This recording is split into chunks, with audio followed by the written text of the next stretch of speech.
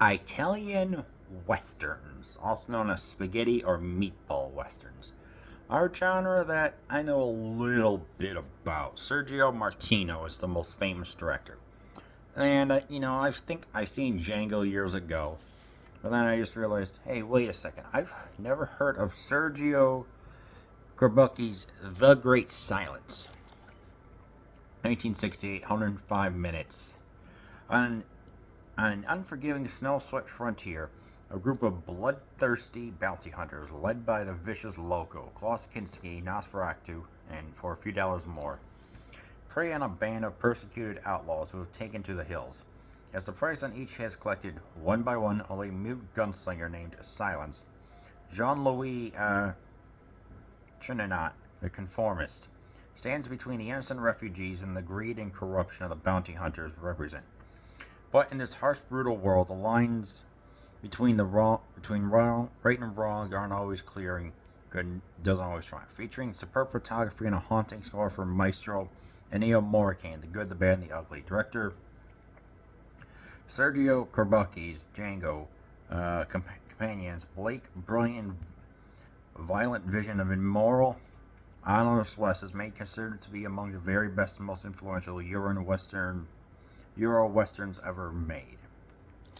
And yes, I heavily enjoyed this movie. Oh, it was just amazing. It was beautiful to look at. The performances were freaking great. And yeah, with traditional American westerns, it's usually the black and it's like you have it's usually in black and white, not the color being filmed, but there's the good guy and the bad guy. And for me, I grew up with some of those shows. We're not here to talk about that. It's like, this movie is not pretty. This is not a pretty movie. This is a bleak, desolate, pretty dark movie where no one is safe. And that's what I noticed. It's like, it's just so freaking... Ooh. You see, what makes this... It's like, I was just watching some of these scenes, and I'm just looking at just how ruthless that loco, Spanish for crazy, is. He's like collecting all the bounties on these outlaws themselves. He's doing it with such a high count and such a fervent manner that he just becomes the true number one connoisseur of evil just in the Utahs where this movie is supposed to take place. But it's just, I don't know, man. You feel uneasy watching it, and at the same time, you feel entranced by it. I mean, our hero, literally called Silence, obviously he can't speak because when he was younger, he witnessed a robbery. He witnessed his parents being killed, and in order for since the burglars didn't want him to say anything, they pretty much slit his throat so he wouldn't be able to speak. And it's just, so you definitely sympathize with him, where he's got like a really fast trigger and a more advanced firearm for, well, at least the 1800s, as advanced as they could get. Here he is just absolutely just it's just a different type of character. Obviously, some of the scenes here include the beginning when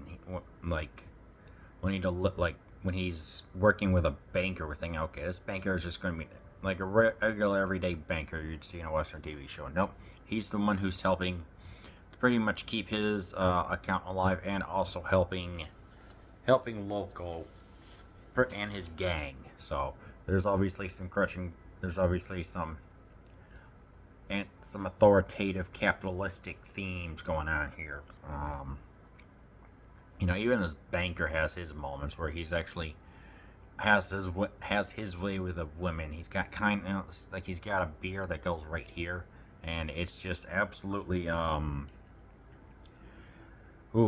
just crazy to look at. And of course, the set pieces are freaking great. It's like, some stuff that takes place in a house, and there's always a saloon with a Miss Kitty proprietor. I'm like, was there prostitution going on in all these, or what? What's going on here? It's like, again, they all look like Miss Kitty from Gunsmoke.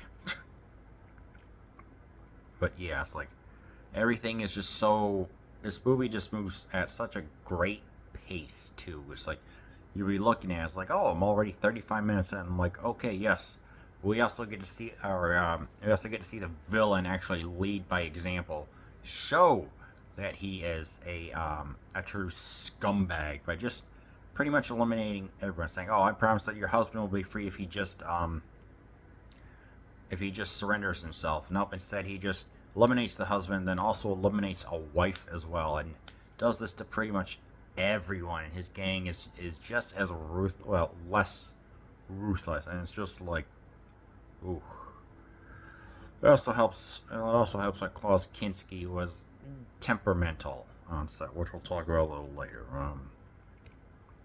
And yeah, you feel for these characters. I mean, even what was that? This one person named Pauline or whatever. Like, she's a supporting character, but she actually does kind of help Silence get to, I guess, help him fall in love. There's the obligatory sex scene, which is handled with tact and everything else like that, because she lost her husband, needs someone. So, I mean, even the sheriff, he's got some intimidation about him, which I liked. It's like saying, "Hey, I have the mustache and I have the badge." But when he's transporting local, he gets billed as well. So truly, no one is safe. This is a bleak movie. With most of these westerns, they take place and they're usually shot on a soundstage in Hollywood or whatever. But here, instead of that, we get a whole bunch of snow-covered areas, which one adds to the bleak and desolation in the area. Two, the choices that our heroes have to make, because it's so cold. We actually get to see some horses actually have difficulty traversing the snow. So it's all that in mind, keeping yourself warm, trying to find the food, the snow, which adds more to the austere environment rather than just all the beautiful plains that you would see in a John Wayne movie or whatever. So this just made it feel so tense. And with our hero Silence, he's not the strong, silent type or has true grit or whatever. Since he is mute, we can hear him grunt a little bit, I think, but you do feel an immense amount of sympathy for him, especially considering his past and his disability, and he's just doing what he can to survive. He's got this firearm that's a little bit more advanced than some other people's, so he shoots gosh darn good. But then when his hand gets injured,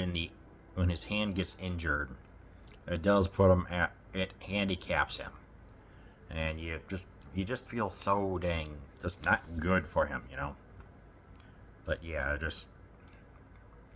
and of course, even with the and it's like, this is a bleak movie with everything that I've said, and yes, I am going to spoil this for a movie you've never heard in the end, because of just the ruthlessness that even, like, okay, finally we're going to get the revenge with the duel in the town. Nope, because of the injury, it's like Pauline gets eliminated and Silence gets eliminated right at the end.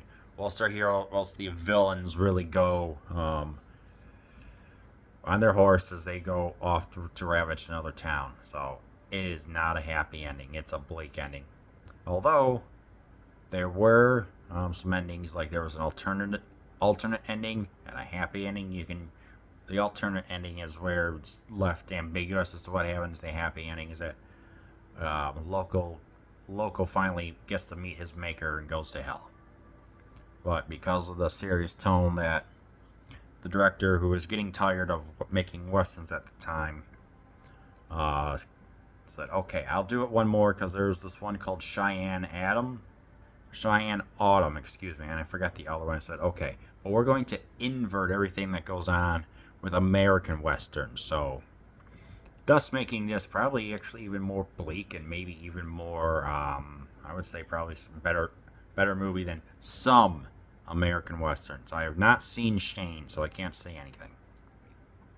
And this is just, ooh, not a pretty movie. Like I said, with the snow, it just adds to a lot of stuff.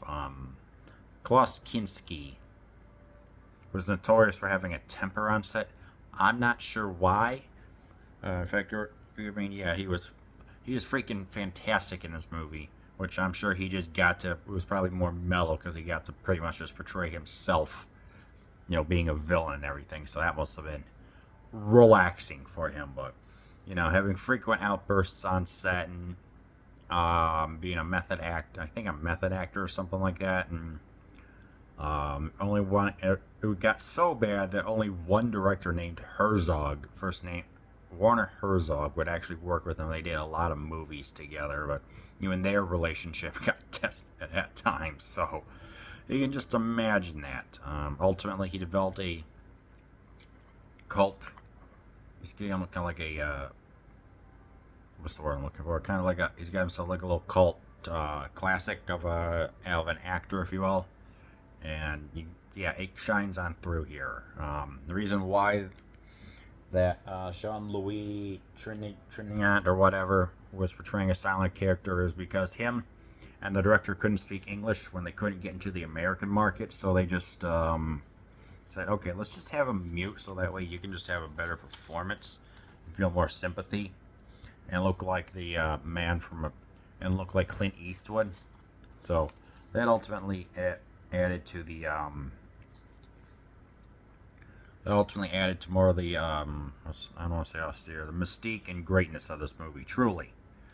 Because there's a lot of spaghetti westerns that they're comical, aren't that great. This is freaking A-class, 100%. You should watch it. But yeah, what else am I missing here? This thing got letterboxed to death. There's a 2001 DVD release. I could tell what was going on. Everything looked beautiful. The great camera angles, just focusing on everything else. But I could forgive it because the audio was good. And even though that it may have reduced a little bit of Kinski's sinister performance, I felt it was passable. So I know it got a 4K release a couple of years ago, which I will check out. But yeah, music is great. Some people may not like how bleak it is, which is fine.